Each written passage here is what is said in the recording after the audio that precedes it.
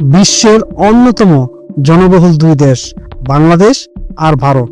কিন্তু এই দুই প্রতিবেশীর মধ্যে সামরিক শক্তির পার্থক্য কতটা, ভারতকে কৌশলে কিভাবে মোকাবেলা করা সম্ভব, আর বাংলাদেশি বা ভবিষ্যতে কেমন করে উন্নতি করতে পারে, আজকের ভিডিওতে আমরা বিশ্লেষণ করব এমন কিছু তথ্য যা আপনাকে চমকে দেবে।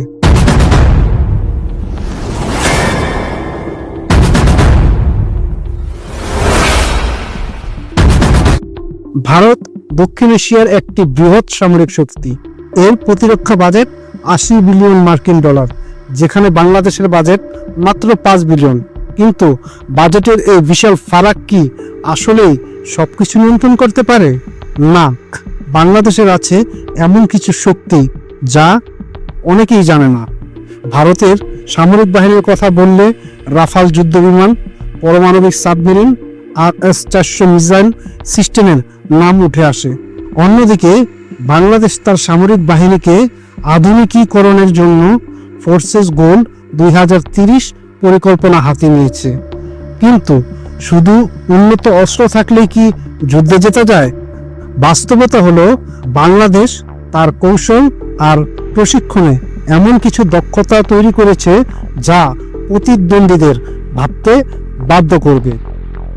এখন প্রশ্ন হলো, ভারতকে কিভাবে কৌশলে মোকাবেলা করা সম্ভব?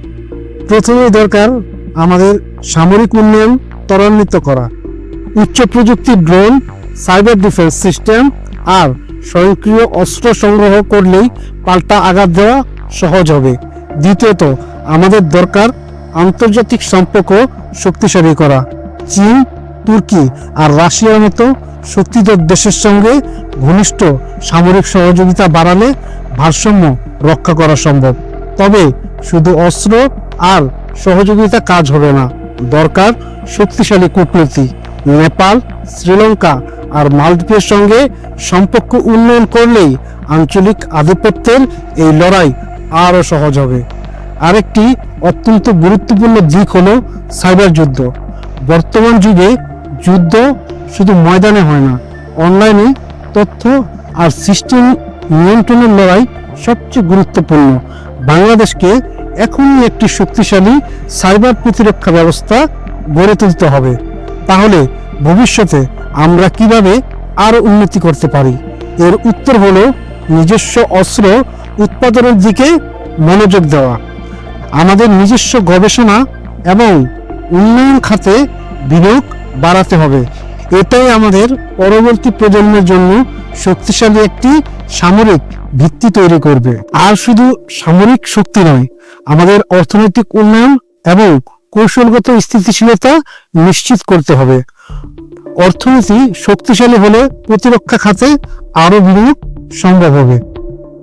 এই আলোচনা থেকে স্পষ্ট, বাংলাদেশ হয়তো এখন ভারতের তুলনায় পিছিয়ে, কিন্তু সঠিক পরিকল্পনা আর কৌশল নিয়ে এগোলে ভারতকে কৌশলে মোকাবেলা করা অসম্ভব নয়। এই লড়াই শুধু অস্ত্রের নয়, বরং কৌশল, কূটনীতি আর আত্মবিশ্বাসের। আপনার কি মনে হয়, আমরা কি এই কৌশলগুলো বাস্তবায়ন করতে পারবো? নিচে কমেন্ট করে আপনার মতামত জানান। আর যদি এই ভিডিওটি ভালো লেগে থাকে তাহলে লাইক দিন, শেয়ার করুন এবং সাবস্ক্রাইব করতে ভুলবেন না। দেখা হবে পরবর্তী ভিডিওতে।